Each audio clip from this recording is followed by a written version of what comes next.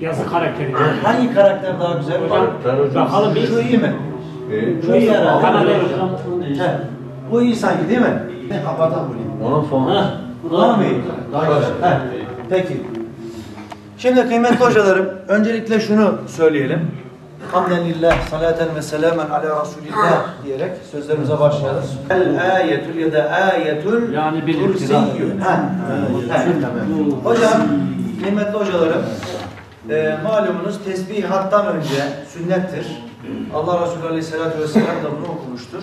Dolayısıyla biz de bu sünneti devam ettiriyoruz, okuyoruz. Eûzu billahi mineşşeytanirracim. Bismillahirrahmanirrahim. Bismillahirrahmanirrahim. Allahu la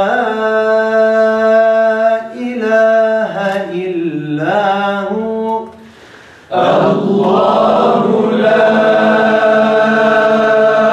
ilahe illahu El-Hayyul Kayyum.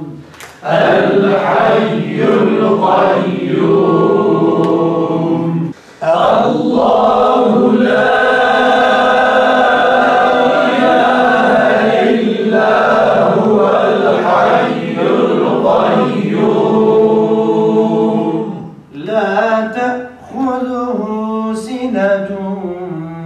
ولا نوم لا تأخذه سنة ولا نوم له ما في السماوات وما في الأرض له ما في السماوات وما في الأرض من ذا الذي يشفع عنده إلا بإذنه من ذا الذي يشفع عنده إلا بإذنه يعلم ما بين أيديهم وما خلفهم يعلم ما بين أيديهم وما خلفهم dikkat edelim. ولا يحيطون بشيء من علمه إلا بما شاء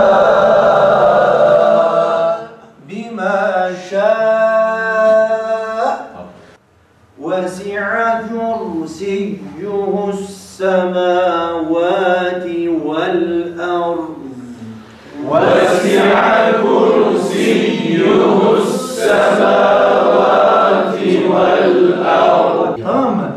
İlk parti dinleyelim bir daha. وسع كرسيه السماوات والأرض وسع كرسيه السماوات والأرض ولا يؤوده حفظهما حفظهما وهو العلي العظيم وهو العلي العظيم. Maalesef bak burada yine şeddeli yağda var. وهو العلي العظيم. Buyurun. وهو العلي العظيم. Efendim öncelikle hoş geldiniz, sefa getirdiniz. Bingöl Üniversitesi bünyesinde Kıraat İlmi Eğitimi Uygulama ve Araştırma Merkezimiz Allah'a hamdolsun açıldı. Eğitimlerimize zaten geçen dönem öğrencilerimizle başlamıştık. 140 adet öğrencimize Kur'an-ı Kerim'in başlangıç ve ileriki aşamasında tecvid eğitimiyle birlikte bir eğitim vermiştik. Ama asıl kıraat merkezimizin ana hedef kitlesi olan eğitimcilerin eğitimi dediğimiz, Kur'an-ı Kerim'i sahada kullanan ve bunu öğreten kişilerin eğitimine başlamak istiyorduk. Milli Eğitim Müdürlüğümüzle ve yine Bingöl İl Müftülüğümüzle yaptığımız protokoller çerçevesinde bu dönem itibariyle de, yani 2017-2018 öğretim yılının ikinci dönemi itibariyle de Bingöl İl Müftülüğü'deki din görevlisi hocalarımıza ve yine Bingöl İl Müftülüğü Kur'an kursu hocalarımıza da planlayacağız ileriki etapta. Bingöl İl Milli Eğitim Müdürlüğü'ndeki öğretmen, özellikle Kur'an-ı Kerim dersleri veren İmam Hatip liselerindeki ve din kültür ahlak bilgisi derslerine giren ortaokul ve liselerdeki hocalarımıza yönelik tasavvuf eğitimlerimiz ve hizmetçi eğitimlerimiz şu anda başlamış durumda. Tabi kıraat ilmi çok önemli. Kur'an-ı Kerim'in doğru anlaşılabilmesi için öncelikle doğru okunması gerekiyor.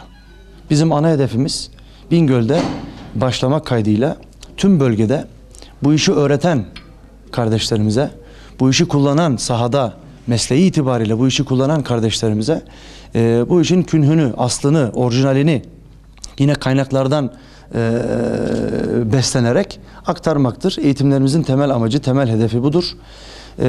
Şu anda 20 adet din görevlimiz kursumuzda, eğitim merkezimizde hizmet içi eğitimimize devam etmektedirler. Bununla birlikte akşamları dersten sonra intikal ettikleri için akşamları da Milli Eğitim Müdürlüğümüze bağlı öğretmenlerimiz eğitimlerimize gelmektedirler.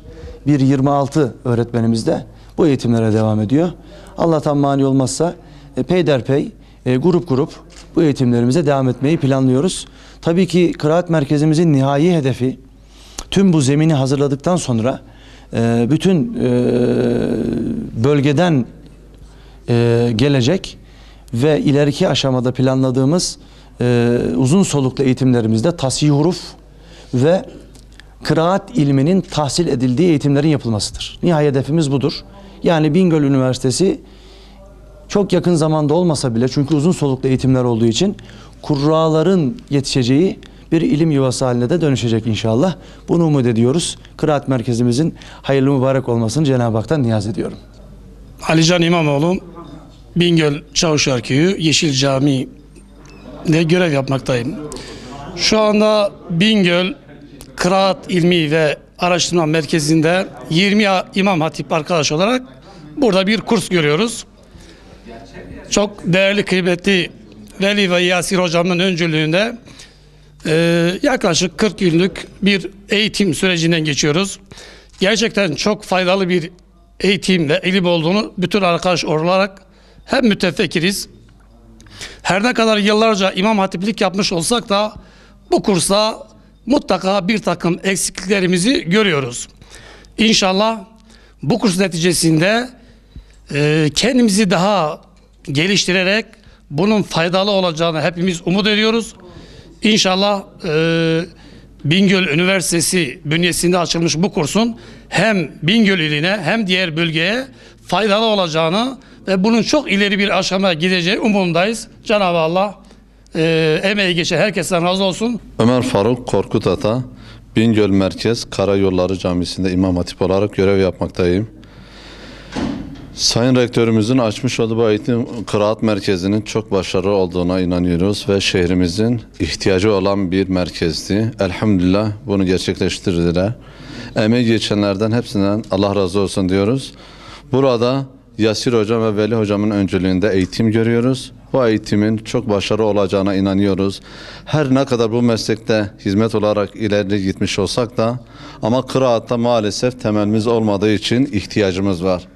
İnşallah yani kısa süre olmasına rağmen de birçok şeyin değişeceğine ümit ediyoruz ve ümidimiz, amacımız bu sürenin biraz daha uzatılmasını yetkilerden talep ediyoruz. Allah razı olsun. Teşekkür ediyorum. Burası kıraat ilmi için buradayız biz. Talhat Doğan bizi buraya çağırdılar. Allah razı olsun. Kıraat ilmi, eğitim, hizmet içi eğitim, burada kıraat ilmini göreceğiz inşallah. Yani daha ilerleme olur inşallah. faydasını göreceğiz Allah'ın izniyle. Biz çok memnunuz inşallah. Bütün imamlarımız bu ilimden, bu eğitimden geçirilirse çok güzel olur, daha verimli olur. Hatta tasih-i huruf ilmine de talibiz. Yani buna da bir imkan verilirse çok iyi olur. Allah razı olsun. Bunu yapan, sebep olan bütün hocalarımıza Allah razı olsun.